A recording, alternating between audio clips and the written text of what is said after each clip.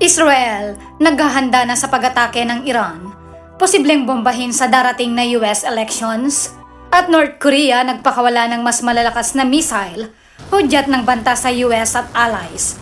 Pero bago yan ay huwag kakalimutang mag-like, subscribe at kalimbangin na rin ang notification bell para laging updated ka sa ganitong klaseng video. Isa sa mga maiinit na balita ngayon ay ang posibleng pag-atake ng Iran laban sa Israel. Kailan nga ba ito maaaring mangyari? Ayon sa ilang ulat mula sa media sa Amerika, maaaring magsagawa ng pag-atake ang Iran bago ang nakatakdang presidential election ng Estados Unidos sa Nobyembre 5. Kamakailan ay inakusahan ng ministro ng panlabas ng Iran ang Israel na umatake sa kanila sa tulong ng ilang opisyal sa Amerika. Mahalagang malaman na noong Oktubre 26, naglunsad ng pag-atake ang Israel laban sa Iran bilang tugon sa isang pag-atake mula sa Iran noong Oktubre 1, kung saan kumpirmadong nasawi ang 4 na sundalong Iranian. Sa harap ng mga pangyayaring ito, nagbabala ang Iran na magbibigay sila ng angkop at napapanahong tugon sa pag-atake ng Israel. Dahil sa tumitinding tensyon, pinaplano ng Iran na dagdagan ang kanilang budget sa depensa ng hanggang 200%. Noong 2023, naglaan ang Iran ng 10.3 billion US dollars para sa depensa, samantalang ang Israel ay may budget na 27.5 billion US dollars para sa kanilang sandatahan. Ayon sa mga source, may impormasyong nakuha mula sa ilang deliberasyon sa Tehran tungkol sa gagawing paghihiganti laban sa mga pag-atake ng Israel. Ang Israel naman ay matagal nang naghahanda sa posibleng pag-atake mula sa Iran, lalo na't matapos ang nangyaring strike noong Oktubre 26 sa mga base militar ng Iran sa Ilam, Khuzestan at Tehran provinces na nagresulta sa pagkamatay ng 4 na sundalong Iranian. Ito'y nagdulot ng takot sa posibleng paglala ng sitwasyon sa West Asia at ipinapaalam ng Tehran na karapatan nilang ipagtanggol ang kanilang sarili. 2 araw matapos ang pag-atake, sinabi ng tagapagsalita ng Ministry of Foreign Affairs ng Iran, si Ismail Baghei, na gagawin nilang lahat ng posibleng hakbang upang tumugon sa anilay mahina daw na pag-atake ng Israel. Ang mga aksyon ng Israel ay bilang tugon sa pag-atake noong Oktubre 1, kung saan nasirang ilang base militar at mga pasilidad na pangsibilyan ng Israel. Nagbabala ang Israel na anumang susunod na pag-atake mula sa Iran ay kanilang sasagutin ng mas matinding aksyon. Ang sitwasyon sa gitnang silangan ay patuloy na nagiging masalimuot sa harap ng mga pag-ataking ito. Ang tensyon sa pagitan ng Iran at Israel ay nagbabadya ng posibleng mas malawakang sagupaan na maaaring makapekto hindi lamang sa rehiyon kundi sa pandaigdigang ekonomiya at seguridad. Nakatuon din ang mundo sa pag-aksyon ng Estados Unidos, lalo na't nasa malapit na ang kanilang pambansang eleksyon. Magiging malaking tanong sa darating na mga araw kung paano tatapatan ng international na komunidad ang panganib na dulot ng hidwaan sa West Asia at kung anong papel ang gagampanan ng iba't ibang mga bansa. Samantala, tila may malaking posibilidad ng isang malakas na provokasyon mula sa North Korea, lalo na't parating ng nalalapit na eleksyon sa Amerika.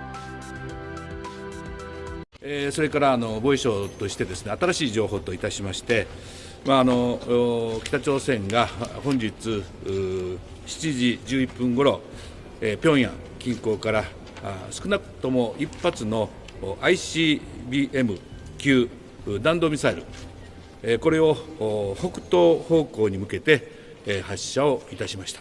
発射された弾道ミサイルは約86分飛翔し、8時37分ごろ、北海道の奥尻島の西方約200キロの日本海、そして我が国の排他的水域の EEZ の外に落下したものと推定をされます。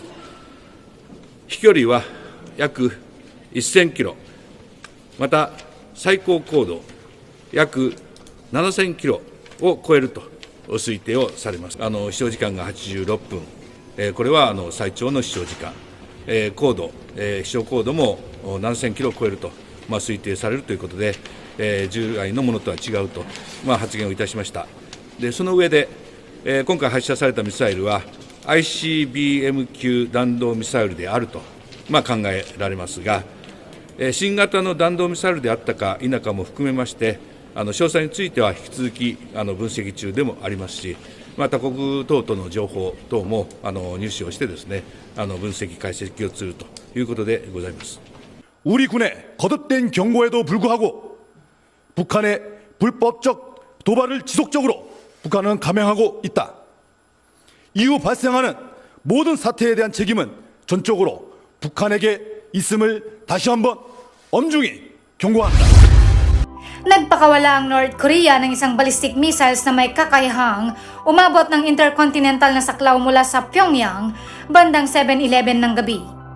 Ayon sa mga kalkulasyon, ito'y bumagsak sa dagat malapit sa Okushiro Island sa Hokkaido, Japan, mga 200 kilometro ang layo mula sa exclusive economic zone ng bansang Hapon.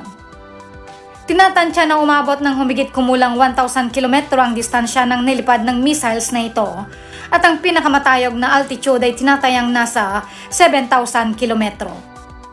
Ang paglipad ng missiles ay tumagal ng halos 86 minuto na siyang pinakamahabang pagsubok ng North Korea sa ngayon.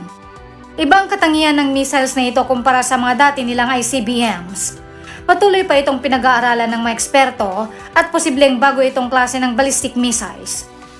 Patuloy pa rin kumukuha ng impormasyon para sa mas malalim na pagsusuri. At sa kabila ng paulit-ulit na babala, patuloy pa rin sa illegal na provokasyon ng North Korea. Ang Korean Peninsula ay matagal ng sentro ng tensyon sa rehiyon, ngunit ang mga kasalukuyang pangyayari ay mas lalong nagbigay kulay sa matinding sitwasyon. Ang bagong ICBM test ng North Korea na posibleng may kakayahan sa mas mataas na altitude at mas mahabang tagal ng paglipad ay nagpapakita ng kanilang agresibong intensyon sa pagpapakita ng puwersa. Ang pagsubok na ito ay isang paalala ng pagiging komprehensibo ng kanilang teknolohiyang militar na may kakayahang makarating sa ibang kontinente.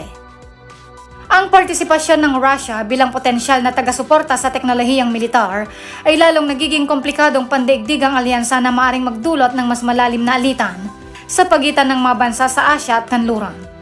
Sa isang banda, ipinapakita ng China ang kahalagahan ng diplomatikong pag-uusap para maiwasan ang isang mas malaking sigalot. Isang panawagan na napakahalaga ngayon kung nais natin ang kapayapaan sa rehiyong ito.